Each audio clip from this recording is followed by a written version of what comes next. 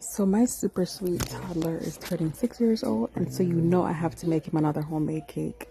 I am going to continue making cakes for him for as long as I can. Something about doing these homemade cakes just make me feel so good. And as long as he's excited about it, as long as he keep asking for them, and as long as he wants to help and reacts the way that he does, I'm going to keep on making these cakes for him. I went ahead and I got the Betty Crocker chocolate mix because chocolate is his favorite cake. And guess what? He's not going to be asking for these things for much longer. Soon he'll be asking for more pricier things. So I'm going to enjoy these moments while they last. So we went ahead and combined the ingredients on the box according to the instructions, and we popped those into the oven and baked them. And we got two beautiful cakes out of that because we're going to make a 2-layer cake.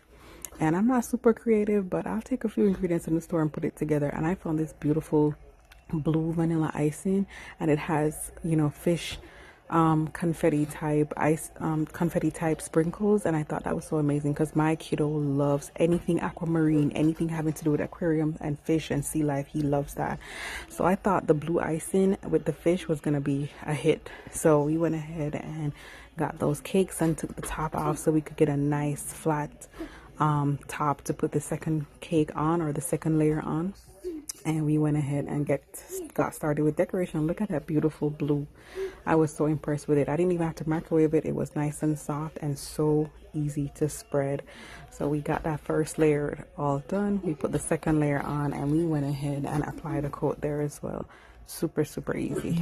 Then this was where the hard part started, because baby, as beautiful as that looked, that was the end of the easy part of making this cake. Okay, so I went ahead and I saw this cookie icing piping bag, and I was like, why not write on the cake? So it has a little grooves on top that shows you which one you're supposed to cut, which line you're supposed to cut at if you're going to use it to write. And I was like, I'm going to do this. It's going to be so easy. And I'm telling you, from the very first drop of writing that I started to make, I realized this was not going to be easy. I was trying my best to do this. I had a plan in my head, but within a few minutes it just seemed like this was like a 5-year-old art project that was going on here. But I was already invested, so I had to keep going. I had to get so close to the cake to finish writing. And when I was looking at the cake, I was like, oh my god, I don't even have space to put his name. But again, I was invested, so I had to keep going. So this was irritating. It was no longer the fun experience I thought it was going to be, but we kept going and we put his name on there, and I even went ahead and put an exclamation mark. I'm very ambitious, am I not?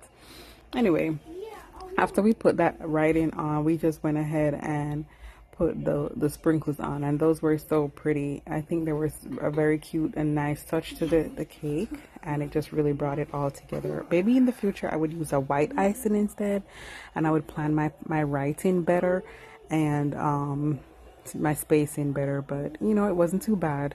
And the most important thing is that I know my kiddo will not complain. He's gonna love it anyhow, and that was what kept me going. So that was the finished look, and let's see what he thinks about it. Oh, look at that smile. He loved it. He thought it was amazing. Can always depend on my kids to make me feel good about the things I do for them.